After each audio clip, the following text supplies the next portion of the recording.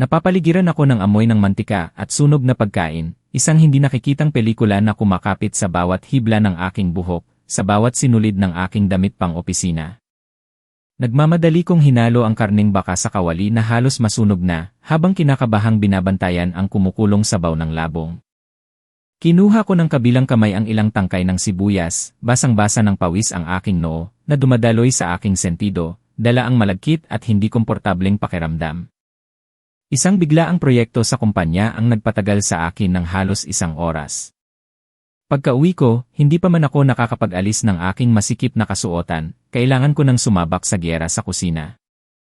Ngayon, dapat sana ay isang espesyal na araw, ang araw na na-promote ang asawa kong si Jericho. Ngunit para sa akin, ang hapunan na ito ay hindi isang masayang salusalo, kundi isang pakikipagkarera sa oras at nakakasakal na tensyon. Bakit ba ang kupad-kupad mo? Hanggang ngayon hindi pa tapos ang pagkain, tingnan mo nga kung may bahay na ganito. Umuwi ang asawa mong na-promote tapos hindi man lang marunong maghanda ng maayos na pagkain ang asawa niya. Ang boses ng biyanan kong si Aling Elena, matalas na parang kutsilyo, ay umalingaw-ngaw mula sa sala.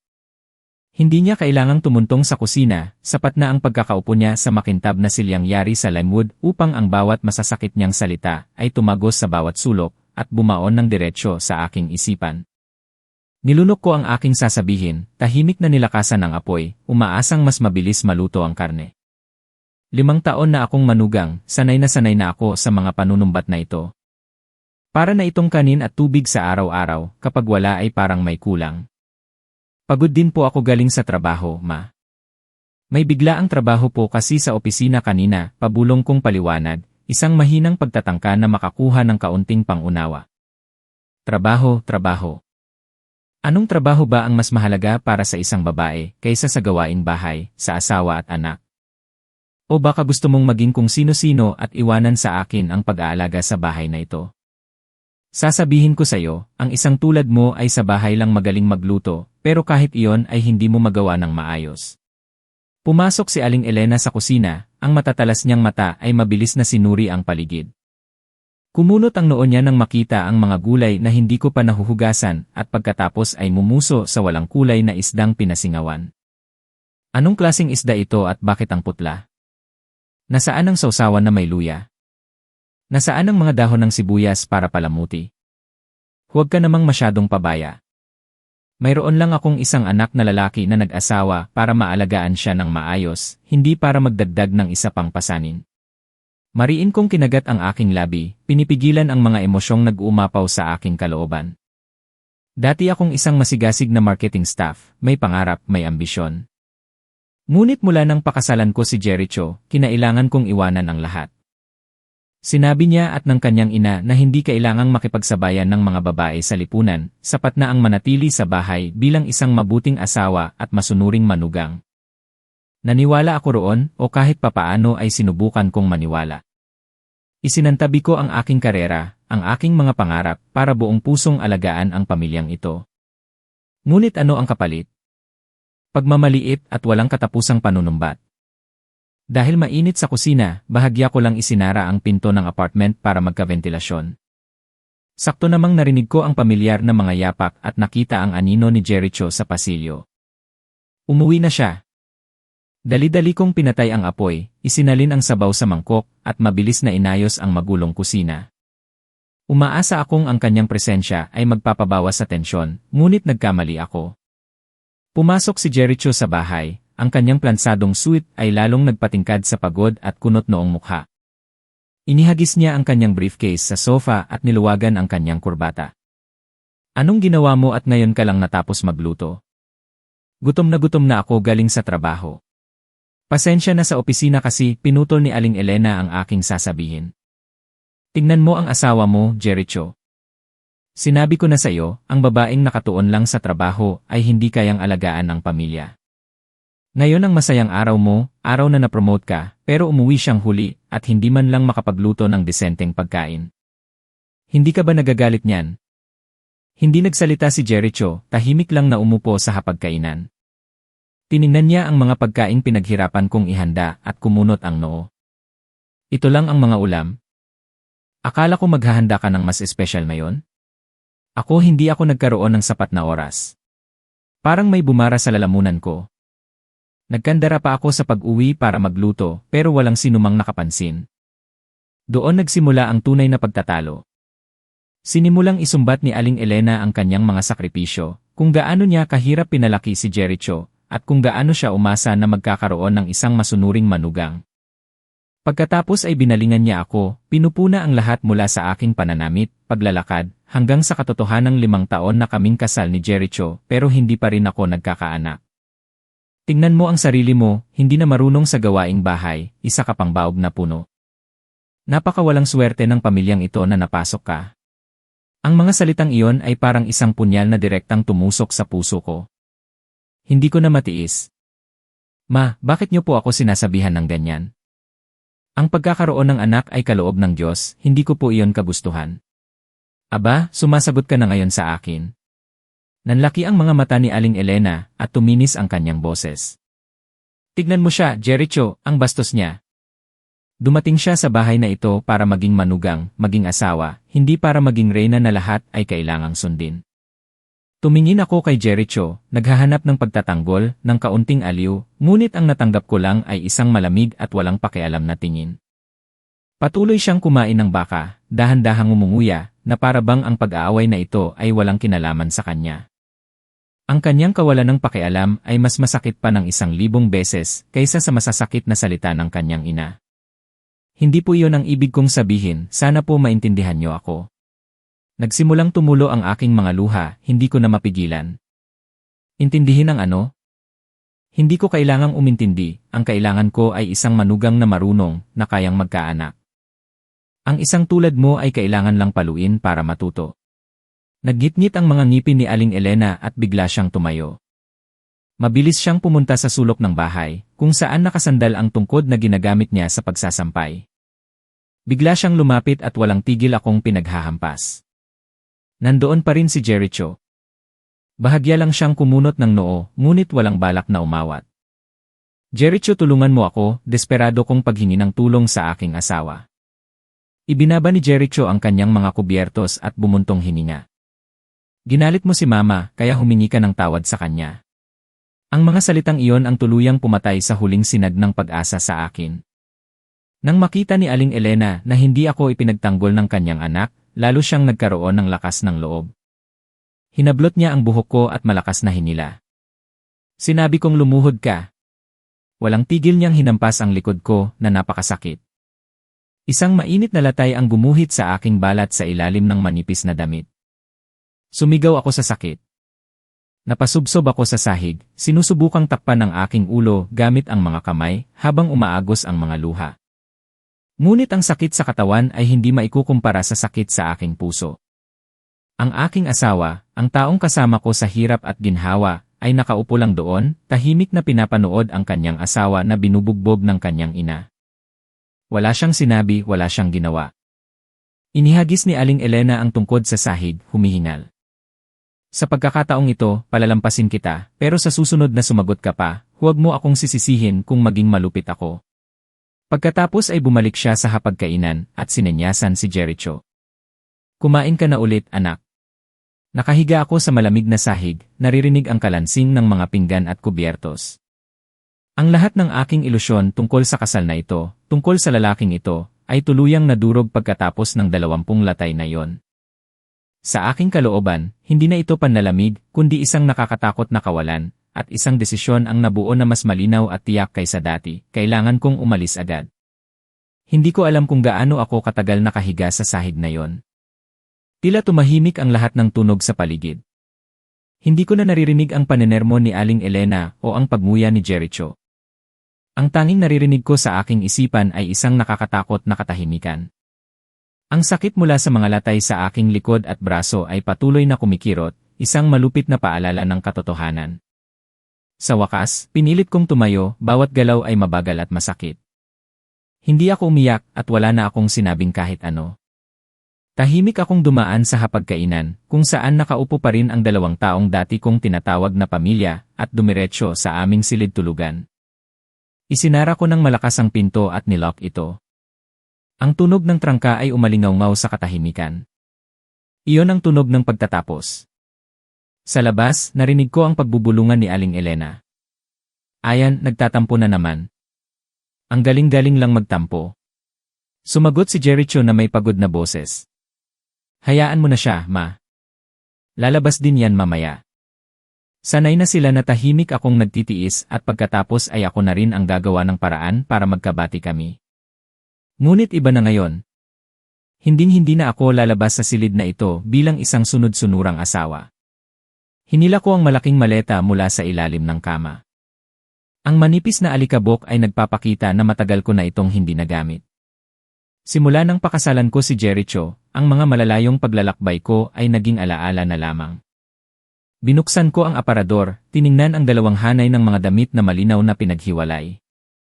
Sa isang gilid ay ang mga damit pang opisina, mga maong na pantalon, at mga t-shirt na dati kong paborito, na ngayon ay nakatago na lang sa isang sulok. Sa kabilang panig naman ay ang mga pambahay na gawa sa linen, mga konserbatibong blusa, at mga damit na sa tingin ni Aling Elena ay angkop para sa isang manugang. Walang pag-aalinlangan kong kinuha ang lahat ng damit sa aking hanay, ang mga bagay na pag-aari ko noon, at isiniksik sa maleta. Ang sakit mula sa aking likod ay nagpakunot sa aking noo, ngunit lalo lamang nitong pinatibay ang aking determinasyon. Hindi ako kumuha ng marami, tanging ang mga talagang kailangan, ilang set ng damit pang opisina, ilang t-shirt, maong na pantalon, damit panloob, at ang aking skincare set na maingat kong itinago sa drawer. Hindi ko rin kinalimutang kunin ang aking passbook at ang ilang gintong alahas na bigay ng aking ina bilang dote. Matapos ayusin ang mga damit, umupo ako sa gilid ng kama, nanginginig ang mga kamay habang hawak ang aking telepono. Binuksan ko ang banking app, lumitaw sa screen ang halagang 1,700,000 piso. Ito ang aming joint savings sa loob ng 5 taon. Naipon ito mula sa sahod ni Jericho, kanyang mga bonus, at pati na rin sa perang kinita ko mula sa mga sideline na trabaho sa bahay na kinailangan kong itago. Laging sinasabi ni Jericho na gagamitin namin ang perang ito para bumili ng mas malaking bahay, para sa kinabukasan ng aming mga anak. Ngunit ngayon mas kailangan ko ito. Isang sandaling pag-aalinlangan ang dumaan. Mali ba ang gagawin kong ito? Ginagawa ko ba ang sarili kong isang magnanakaw sa kanilang mga mata? Ngunit muling bumalik ang sakit mula sa mga latay at ang kawalan ng pakialam ni Jericho. Isinakripisyo ko ang aking kabataan, ang aking karera para sa pamilyang ito. Karapat-dapat akong magkaroon ng bahagi sa ari-ariang iyon para magsimula muli. Bukod dito, ito ang tanging paraan para mabuhay ako ngayon. Kung aalis akong walang dala, saan ako magsisimula?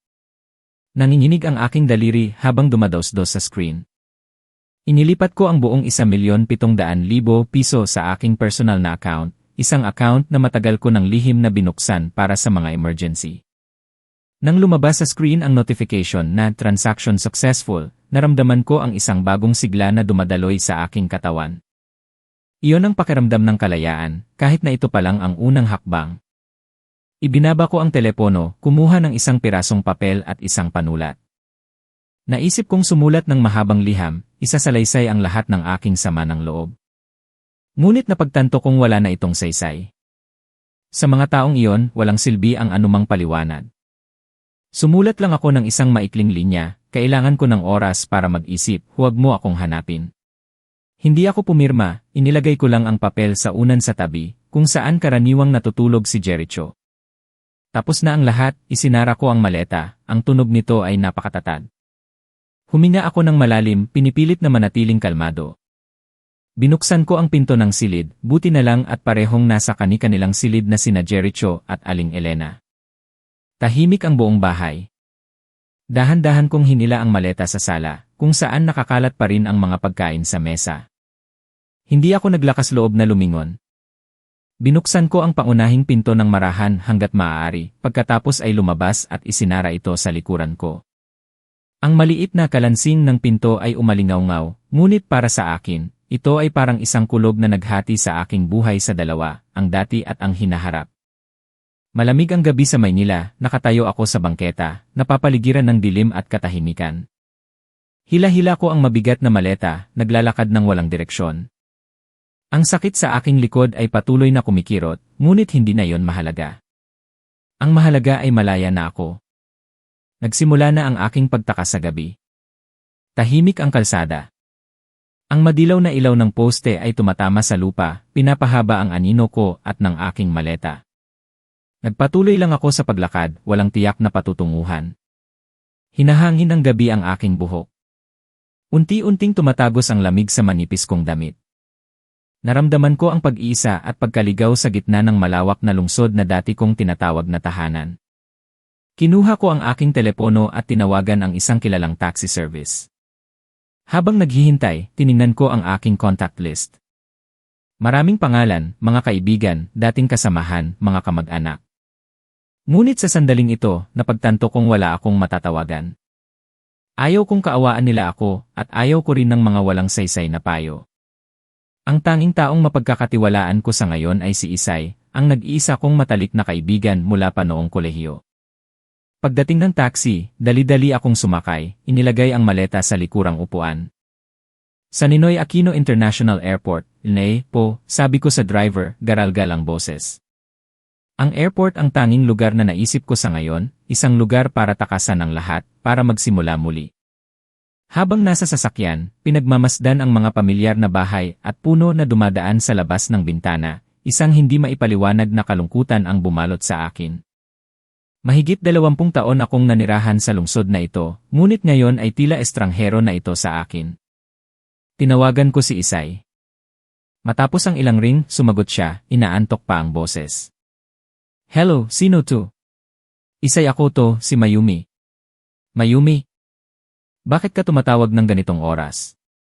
May problema ba? Naging alerto ang boses ni Isay. Nang marinig ko ang kanyang nag-aalalang boses, gumuho ang lahat ng aking pagpipigil. Humabulgol ako. Isay, hindi ko na kaya. Siya sinaktan niya ako at si Jericho, nakatingin lang siya. Ikinuwento ko ang lahat kay Isay, mula sa hapunan, mga pang-insulto, hanggang sa malupit na paghahampas at ang nakakatakot na kawalan ng pakialam ni Jericho. Umiiyak ako habang nagsasalaysay, putol-putol ang aking boses. Tahimik si Isay sa kabilang linya. Ang kanyang katahimikan ay mas nakakatakot pa kaysa sa mga mura. Alam kong pinipigilan niya ang kanyang galit. Ilang beses kanyang hinampas. Malamig ang boses ni Isay. 20 beses gamit ang yantok. Diyos ko! Mga hayop! Pareho silang hayop ng nanay niya. Okay ka lang ba? Malubha ba ang sugat mo? Masakit at mahapdi ang likod at braso ko, pero okay lang. Hindi matutumbasan ng sakit sa katawan ang sakit na nararamdaman ko ngayon. Mayumi, naintindihan ko. Tama lang na umalis ka. Nasaan ka ngayon? Papunta akong airport. Airport? Saan ka pupunta? Hindi ko alam, Isay. Gusto ko lang pumunta sa isang malayong lugar kung saan walang nakakakilala sa akin. Sige, kumalma ka muna. Pumunta ka muna sa airport, humanap ka ng maupuan, huwag ka munang magdesisyon ng kahit ano. Huwag mong ibababa ang telepono, kakausapin kita. Ang pagpapakalma ni Isay ay nagbigay sa akin ng kaunting kapanatagan. Sa wakas, dumating ang taxi sa airport. Nagbayad ako at hinila ang maleta papasok sa terminal. Hindi gaanong matao sa airport sa gabi, kaya nakahanap ako ng bakanting upuan at napaupo. Ang pagod sa katawan at isipan ay biglang dumating na halos ikinapanghina ko. Tumingin ako sa electronic board na nagpapakita ng mga flight information, lumitaw ang mga estrangherong pangalan, Bangkok, Singapore, Seoul at Cebu. Ang pinakamaagang domestic flight ay papuntang Cebu, aalis sa loob ng 1 oras. Cebu. Hindi pa ako nakapunta roon. Ang alam ko lang ay isa itong magandang lungsod sa tabing dagat, isang lugar na bago sa akin. Marahil iyon ang lugar na kailangan kong puntahan. Isay sa tingin ko pupunta ako sa Cebu, sabi ko sa telepono. Cebu? Pwede. Magandang lugar iyon. Pumunta ka muna doon, humanap ka ng hotel na matutuluyan, at saka na natin pag-usapan ang susunod. Kailangan mo ba ng pera? Padadalhan kita. Hindi na kailangan, kinuha ko na ang lahat ng savings naming mag-asawa, pag-amin ko, halos pabulong. Mabuti. Ganyan nga. Pinaghirapan mo rin ang perang iyon. Kung hindi mo kukunin, sa 2 demonyong iyon lang mapupunta. Buong puso akong sinuportahan ni Isay. Tumayo ako at hinila ang maleta papunta sa ticket counter. Bumili ako ng isang economy class ticket papuntang Cebu. Hawak ang tiket, pakiramdam ko ay hawak ko ang tiket para sa isang bagong buhay. Bago pumasok sa waiting area, may ginawa akong isang huling bagay, pinatay ko ang aking telepono. Ayoko nang makatanggap ng anumang tawag o mensahe mula kay Jericho at sa kanyang ina. Gusto kong tuluyang putulin ang koneksyon sa nakaraan. Habang nakaupo sa waiting area, pinagmamasdan ang mga kumikinang na eroplano na naghahandang lumipad sa runway, magulo ang aking isipan. May takot, may pagkalito, ngunit mayroon ding isang maliit na sinag ng pag-asa. Sasabak ako sa isang paglalakbay na hindi tiyak ang patutunguhan, ngunit alam kong ito ang tanging paraan para mahanap muli ang aking sarili. Nang ianunsyo sa speaker ang boarding para sa flight papuntang Cebu, tumayo ako at sumama sa daloy ng mga tao. Dumaan ako sa security check at sumakay sa eroplanong magdadala sa akin sa isang bagong lupain. Isinara ang pinto ng eroplano na naghihiwalay sa akin mula sa aking lumang mundo. Isinandal ko ang aking ulo sa bintana, pinagmamasdan ang lungsod ng Maynila na unti-unting lumiliit sa ibaba. Paalam. Paalam, nakaraan. Lumapag ang eroplano sa airport ng Cebu ng hating gabi na. Ang maalinsangan at maalat na hangin ng dagat ay sumalubong sa akin paglabas ko pa lang ng eroplano. Ibang-iba ito sa tuyo at malamig na hangin ng Maynila. Hinila ko ang aking maleta sa gitna ng kakaunting tao. Ang pakiramdam ng pagiging dayuhan at nag-iisa ay bumalot sa aking isipan. Sumakay ako ng taxi, sinabi sa driver na tulungan akong maghanap ng isang murang at malinis na hotel para pansamantalang matuluyan. Tumatakbo ang sasakyan sa kahabaan ng coastal road. Sa isang panig ay ang mga matataas na gusali, mga mararangyang hotel na kumikinang sa ilaw, at sa kabilang panig ay ang madilim na dalampasigan at ang alon na humahampas sa dalampasigan. Ang tanawin ay napakaganda at payapa, ngunit ang aking puso ay mabigat. Dinala ako ng driver sa isang maliit na hotel sa isang tahimik na eskinita. Nag-check-in ako at nagbayad para sa 2 gabi. Ang kwarto ay hindi malaki ngunit malinis, may isang bintana na nakatanaw sa eskinita sa ibaba. Ibinaba ko ang aking maleta at napaupo sa kama. Ngayon ko lang naramdaman ang matinding pagod. Pumasok ako sa banyo, hinubad ang mga damit na suot ko buong araw. Tumingin ako sa malaking salamin, nakita ko ang mga pulang-pula at may bahaging nangingitim na latay na nakaguhit sa aking likod at braso. Dahan-dahan kong hinawakan ito, isang matinding kirot ang naramdaman ko, at muli, hindi ko napigilang umiyak. Tumayo ako sa ilalim ng shower, hinayaang hugasan ng maligambam na tubig ang dumi at umaasang aanurin din nito ang aking mga sakit. Pagkatapos maligo, nagsuot ako ng maluwag na shirt at humiga sa kama, nahulog sa isang magulo at mababangungot na tulog. Kinaumagahan, nagising ako sa mga unang sinag ng araw na tumatagos sa siwang ng bintana. Tamad akong bumangon, litong-lito pa rin ang isip at masakit ang buong katawan. Kinuha ko ang aking telepono, nag-atubili sandali at nagpa siyang buksan ito. Kaagad, lumitaw ang sunod-sunod na mga notification ng mensahe at missed calls, karamihan ay mula kay Jericho at sa biyenan ko. Binuksan ko ang mensahe ni Jericho. Ang mga unang mensahe ay tila nag-aalala, nasaan ka? Bakit ka umalis ng ganito? Umuwi ka na, mag-usap tayo. Ngunit habang tumatagal, nagbago ang tono. Nang matuklasan niyang nawawala ang pera sa account, naging galit at puno ng pananakot ang mga mensahe. Ang lakas ng loob mong kunin lahat ng pera. Magnanakaw ka. Bumalik ka dito ngayon din. Bibigyan kita ng 24 oras para ibalik ang pera. Kung hindi, huwag mo akong sisisihin. Akala mo makakatakas ka? Hahanapin kita. Pag nahanap kita, lagot ka sa akin. Pagkabasa ko sa mga mensaheng iyon, hindi na ako nakaramdam ng sakit, kundi katatawanan. Ito ang lalaking minsan nangako sa akin ng walang hanggan, ang lalaking buong puso kong minahal at inalagaan. Ngayon, sa kanyang mga mata, isa na lang akong magnanakaw.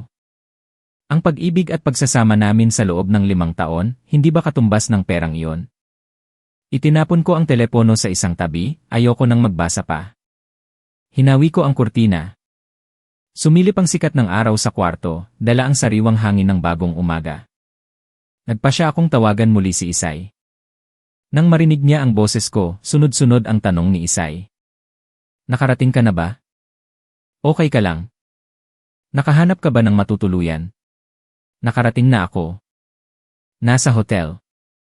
Okay lang ako, sinubukan kong magsalita sa pinakakalmadong boses na kaya ko. Anong okay? Halata sa boses mo na hindi ka nakatulog kagabi. Sige na, umiyak ka na para gumaan ang pakiramdam mo. Iyon lang ang hinihintay ko, humagulgol ako. Umiyak ako para sa lahat ng sama ng loob at hinanakit na tiniis ko sa loob ng 5 taon. Umiyak ako para sa aking kabataan na nailibing sa bahay na yon. Umiyak ako para sa aking katangahan dahil sa labis na pagtitiwala sa isang lalaking hindi karapat-dapat. Hindi nagsalita si Isay sa kabilang linya, hinayaan niya lang akong umiyak. Alam niyang sa mga sandaling ito, mas kailangan kong ilabas ang lahat kaysa sa mga payo. Matapos kong maubos ang aking luha at halos paos na, marahan siyang nagsalita. Pagkatapos mong umiyak, kailangan mong maging matatag, naiintindihan mo. Hindi ito ang oras para maging mahina. Kailangan mong ipaglaban ang sarili mo. Pero ano ang gagawin ko ngayon? Pinagbabantaan ako ni Jericho na hahanapin niya ako. Sinabi niyang ninakaw ko ang pera. Huwag kang matakot, wala kang ninakaw kaninuman. Iyon ay joint property niyong mag-asawa, may karapatan ka sa kalahati. Teka, may pinsan akong abogado na dalubhasa sa mga kaso ng diborsyo at domestic violence. Magaling siya. Ibibigay ko sa iyo ang numero niya. Tawagan mo siya. Ang pangalan niya ay Atty. Marisa. Nang marinig ko ang salitang iabogado, medyo nag-atubili ako. Hindi ko kailanman naisip na darating ang araw na masasangkot ako sa batas. Ngunit tama si Isay. Ito ang panahon na kailangan ko ng propesyonal na tulong. Maniniwala kaya siya sa akin? Naman. Ikwento mo lang sa kanya ang buong katotohanan. Si Atty. Marisa ay isang taong may puso, tutulungan ka niya. Maging matatag ka, girl. Hindi ka nag-iisa, andito ako. Nagtapos ang tawag namin ni Isay, ngunit ang kanyang mga salita ng pagpapalakas ay nanatiling umalingaw-ngaw sa aking tainga. Tumingin ako sa bintana, nakita ko ang napakaliwanag na kalangitan ng Cebu na walang bahid ng ulap. Marahil ito ay isang magandang senyales. Huminga ako ng malalim, kinalap ang lahat ng lakas ng loob at isinev ang numero ni Atty. Marisa sa aking telepono. Isang sinag ng pag-asa ang nagsimulang sumilay sa aking isipan. Nakatitig ako sa numero ni Atty. Marisa sa screen ng halos 15 minuto, basang-basa ng pawis ang aking mga palad. Hindi pa ako kailanman tumawag sa isang abogado. Ang pakiramdam na kailangan kong ilahad ang lahat ng aking mga pribadong problema, ang masalimuot na bahagi ng aking pagsasama sa isang taong hindi ko kilala ay nagdulot sa akin ng matinding hiya at pagkabalisa. Natatakot akong mahusgahan, matakot na maliitin. Ngunit biglang pumasok sa isip ko ang mga pagbabanta ni Jericho. Hindi ako maaaring magtago magpakailanman. Kung hindi ko ipagtatanggol ang aking sarili, walang sinuman ang gagawa nito para sa akin. Ipinikit ko ang aking mga mata, huminga ng malalim para kumalma, at pinindot ang call button. Pagkatapos ng 3 ring, isang malumanay at mainit na boses ng babae ang narinig ko sa kabilang linya. Hello, ako si Atty. Marisa, ano po ang maipaglilingkod ko? Hello po. Ako po si Mayumi. Kapatid po ako ni Isay. Inirekomenda po niya kayo sa akin, nanginginig kong sabi. Ah, Mayumi. Narinig ko na ang tungkol sa iyo mula kay Isay. Kumalma ka lang, ano man ang problema, dahan-dahan mong sabihin sa akin. Nasaan ka ngayon? Ligtas ka ba? Ang tunay na pag-aalala sa boses ni Atty. Marisa ay nagbigay sa akin ng kaunting kaginhawaan. Sinimulan kong ikwento ang aking buhay, mula sa mga unang araw ng aming pagsasama, ang pang-aapi ng aking biyenan, ang kawalang malasakit ng aking asawa, hanggang sa kasukdulan ng paghahampas at ang desisyon kong umalis. Hindi ko rin itinago ang paglipat ko ng buong joint savings sa aking personal na account. Malinaw kong ikinuwento ang lahat, pilit na hindi hinahayaang maimpluwensyahan ng emosyon, kahit na minsan ay bumabara ang aking lalamunan. Matyaga si Atty. Marisa na nakinig, hindi ako pinutol. Paminsan-minsan ay nagsasabi lang siya ng iyanen para ipaalam sa akin na sinusundan pa rin niya ang aking kwento. Nang matapos ako, sandali siyang nanahimik bago nagsalita. Ang kanyang boses ay kalmado pa rin ngunit puno ng katiyakan. Mayumi, una sa lahat, gusto kong linawin sa iyo ang isang bagay, ang pag-ugali ng iyong biyenan, ang kanyang madalas na pang-insulto, panenermon, at ang kasukdulan ng paggamit ng latigo para saktan ka. Iyon ay malubhang kaso ng domestic violence, parehong emosyonal at pisikal. Mahigpit na ipinagbabawal ng batas ng Pilipinas ang ganitong gawain. Nang marinig ko yon, parang may nabunot na tinik sa aking dibdib. Sa loob ng mahabang panahon, inakala kong normal lang iyon sa isang pamilya, na bilang manugang ay kailangan kong magtiis. Ngunit hindi, iyon ay isang paglabag sa batas. Tungkol naman sa 1,700,000, patuloy ni Atty.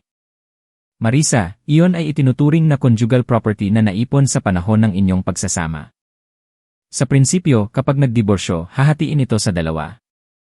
Ang paglipat mo ng pera sa iyong personal na account bago magkaroon ng desisyon ang korte ay maaaring magdulot ng kaunting disadvantage sa iyo sa pag-aagawan. Gayunpaman, maaari mong ipaliwanag ang iyong dahilan. Ginawa mo iyon para masiguro ang iyong pangunahing pangangailangan pagkatapos mong umalis at para magkaroon ng pondo para sa kaso. Bukod dito, maaari mong patunayan na malaking bahagi ng perang iyon ay galing sa iyong pinaghirapan. Isasaalang-alang ng korte ang lahat ng mga salik na iyon para magbigay ng makatarungang desisyon. Huwag kang masyadong mag-alala sa pag-akusa ng iyong asawa na magnanakaw ka. Iyon ay isang walang basihang pananakot. Ang malinaw at detalyadong paliwanag ni Atty. Marisa ay parang isang liwanag na tumanglaw sa aking naguguluhang isipan. Sa unang pagkakataon, naramdaman kong mayroon akong sandata para ipagtanggol ang aking sarili at iyon ay ang batas. So, ano po ang dapat kong gawin ngayon? Tanong ko, hindi na gaanong nanginginig. Ang una at pinakamahalagang bagay ngayon ay ang tiyakin ang iyong kaligtasan. Humanap ka ng isang matatag at pribadong tirahan, maaaring isang maliit na apartment, limitahan ang iyong komunikasyon at huwag ibunyag ang iyong lokasyon kaninuman, maliban sa mga taong lubos mong pinagkakatiwalaan tulad ni Isay. Susunod, simulan mong kolektahin ang lahat ng ebidensya ng pang-aabuso. Kuhanan mo agad ng litrato ang iyong mga sugat, mas malinaw, mas mabuti. Iyon ay magiging isang napakalakas na ebidensya. Bukod dito, mga text message, email, audio recording, larawan, video, medical certificate, testimonya ng mga saksi. Kung mayroon kang anumang bagay na makapagpapatunay sa iyong mga pinagdaanan. Ang mga ebidensyang ito ay magiging napakahalaga kung magpapasya kang mag-file ng diborsyo. Nagbigay pa si Atty. Marisa ng ilang payo, pinayuhan akong manatiling kalmado, kumain ng maayos para magkaroon ng lakas na harapin ang mga darating na pagsubok. Sinabi niyang lagi siyang handang tulungan ako sa aspetong legal. Ang aming pag-uusap ay tumagal ng halos 1 oras. Nang ibaba ko ang telepono, pakiramdam ko ay muli akong nabuhay. Ang takot at pagkalito ay nabawasan ng malaki, at napalitan ito ng determinasyon at isang paniniwala na ang hustisya ay papanig sa akin. Hindi na ako isang nag-iisa at walang magawang biktima. Mayroon na akong legal na gabay. Ang aking laban ay ngayon pa lamang tunay na magsisimula. Pagkatapos ng tawag kay Atty. Marisa, para akong nabigyan ng isang hindi nakikitang lakas. Hindi ako maaaring manatiling lugmok sa kalungkutan at takot. Ang unang kailangan kong gawin ay maghanap ng isang ligtas na lugar, isang lugar na matatawag kong tahanan, kahit pansamantala lang. Hindi ako maaaring manatili sa hotel magpakailanman, magastos at hindi ligtas. Naghanap ako online ng mga apartment na paupahan sa Cebu. Pinili ko ang mga lugar na may magandang seguridad, malapit sa palengke at mga pangunahing pangangailangan. Matapos ang isang umagang paghahanap, nakapili ako ng ilang address. Sumakay ako ng habal-habal at sinimulan ang pagtingin sa mga bahay. Sa huli, nagpasya akong umupa ng isang mini apartment sa isang tahimik na lugar. Hindi malaki ang apartment, mga 35 square meters lang, may isang kwarto, isang sala na kasama ang kusina, at isang maliit na balkonahe na may tanawin ng syudad. Hindi ito kasing gara ng bahay namin sa Maynila, ngunit malinis ito, maliwanag, at ang pinakamahalaga, ito ay sa akin. Nang hawakan ko ang susi, naramdaman ko ang isang kakaibang kapayapaan. Ito ang magiging aking kuta, kung saan ko pagagalingin ang aking mga sugat at pagpaplanuhan ang darating na laban. Pagkatapos pirmahan ang kontrata at magbayad ng deposito, bumalik ako sa hotel para kunin ang aking mga gamit at lumipat sa bagong tirahan. Ang unang ginawa ko ay hindi ang pag-aayos ng mga gamit kundi ang pagsunod sa payo ni Atty. Marisa, ang pagkolekta ng ebidensya. Tumayo ako sa harap ng salamin sa banyo at hinubad ang aking shirt. Ang mga latay ay malinaw pa ring nakikita sa aking likod at braso. May mga pasa na naging kulay lila at bumalik ang sakit sa katawan, ngunit sa pagkakataong ito, hindi ako napaiyak. Sa halip, isang nag-aalab na galit ang sumiklab sa aking puso. Kinuha ko ang aking telepono at sinubukang kunan ng pinakamalinaw na mga anggulo ang bawat sugat. Sa bawat pag-click ng kamera, sinasabi ko sa aking sarili na kailangan kong maging matatag. Hindi ito mga marka ng kahihiyan kundi ebidensya ng kanilang krimen. Pagkatapos kumuha ng litrato, umupo ako sa mesa, binuksan ang laptop at sinimulang ayusin ang lahat. Hinalungkat ko ang mga lumang email at mensahe sa aking telepono. Nakahanap ako ng mga mensahe kung saan pinapagalitan ako ni Jericho dahil lang sa huli kong pagsagot sa kanyang tawag. Nakahanap ako ng mga email na ipinadala ni Aling Elena sa mga kamag-anak kung saan sinisiraan niya ako. Bigla may naalala ako. Mahigit 1 taon na ang nakalipas, sa isang pag-aaway, galit na binasag ni Aling Elena ang tea set na regalo ng aking ina. Dahil sa sama ng loob, kinunan ko ng video ang eksena kung saan siya nagwawala at nagmumura.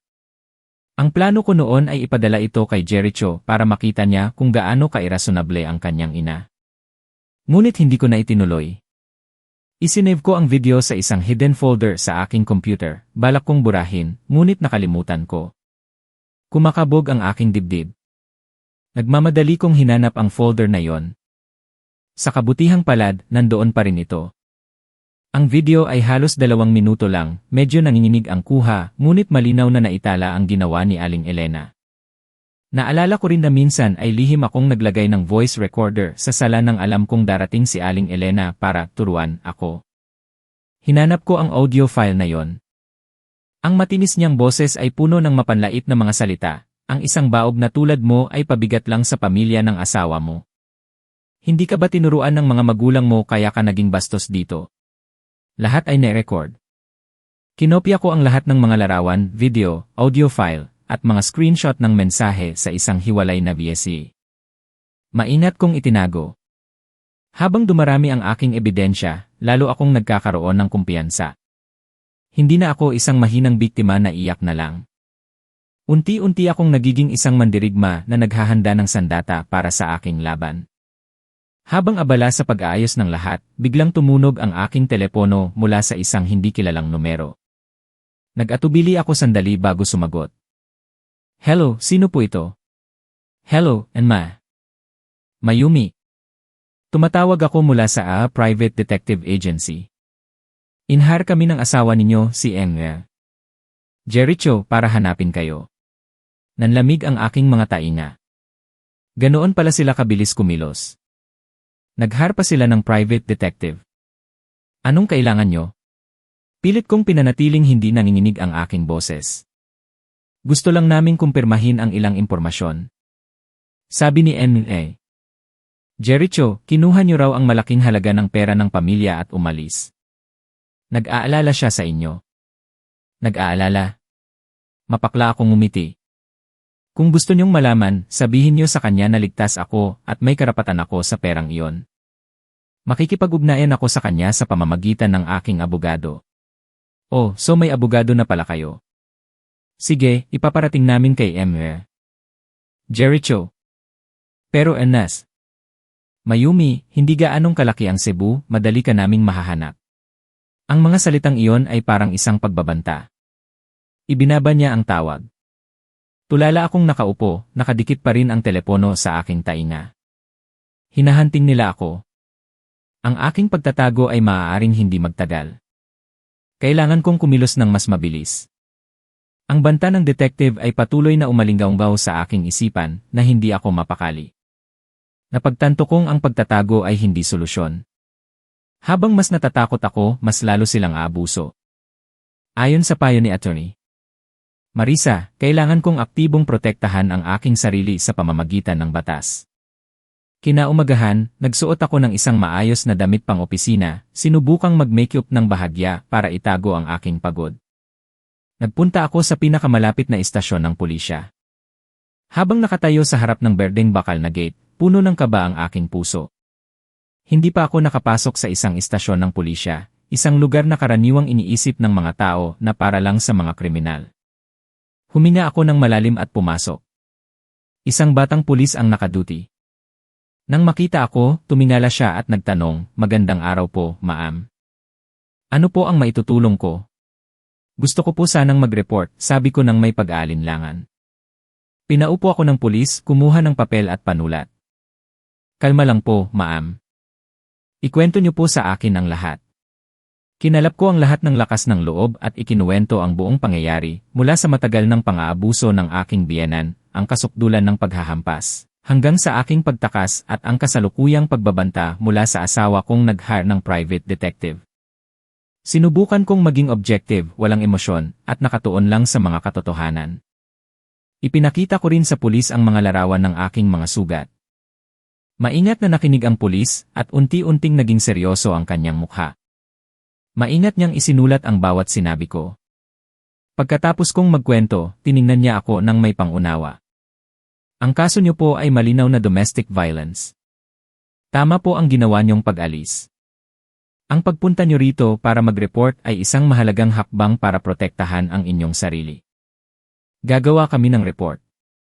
Kung sakaling hanapin kayo rito ng asawa nyo at biyenan o kung hindi kayo ligtas, tawagan nyo lang kami sa numerong ito." Inabutan niya ako ng isang pirasong papel na may numero ng istasyon. Kinuha ko ito, parang nakatanggap ng isang anting-anting. Ang pag-file ng report na ito, kahit hindi pa lubusang nalulutas ang problema, ay nagbigay sa akin ng legal at emosyonal na suporta. Hindi na ako nag-iisa sa laban na ito. Pag-alis ko sa istasyon ng pulisya, gumaan ng malaki ang aking pakiramdam. Ang susunod na hakbang na kailangan kong gawin ay maghanap ng trabaho. Ang 1,700,000 kahit malaki ay hindi magtatagal. Kailangan kong maging independent sa pinansyal, iyon ang tunay na kalayaan. Bumalik ako sa apartment, binuksan ang computer at sinimulang i-update ang aking resume. Habang tinitingnan ang aking work experience, bigla akong nalungkot. Ang huli kong trabaho ay 5 taon na ang nakalipas, bago ako ikasal kay Jericho. Sa loob ng 5 taon, nasa bahay lang ako. Ang aking kaalaman at social skills ay unti-unting nawala. Dati akong isang masigasig na marketing staff, pinahahalagahan ng aking boss at mga kasamahan. Ngunit ngayon, pakiramdam ko ay napakaliit ko at napag-iwanan na.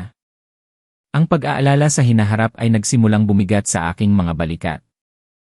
Mayroon kayang kumpanyang tatanggap sa isang taong 5 taon nang hindi nagtatrabaho? Makakaya ko kayang makipagkumpetensya sa mga mas bata at mas magagaling? Ang pressure sa pinansyal, sa paghahanap ng trabaho, kasama pa ang darating na legal na laban ay nagdulot sa akin ng pagkabalisa. Ngunit muli kong tiningnan ang mga pasa sa aking mga braso. Ipinaalala nito sa akin kung bakit ako naririto. Hindi ako maaaring sumuko. Nakarating na ako rito. Kailangan kong magpatuloy. Ginugol ko ang buong hapon sa pag-aayos ng aking CV, pilit na ipinapakita ang aking mga kakayahan at karanasan. Naghanap ako sa mga job websites, nagpadala ng aplikasyon sa lahat ng advertising at media companies sa Cebu na may angkop na posisyon.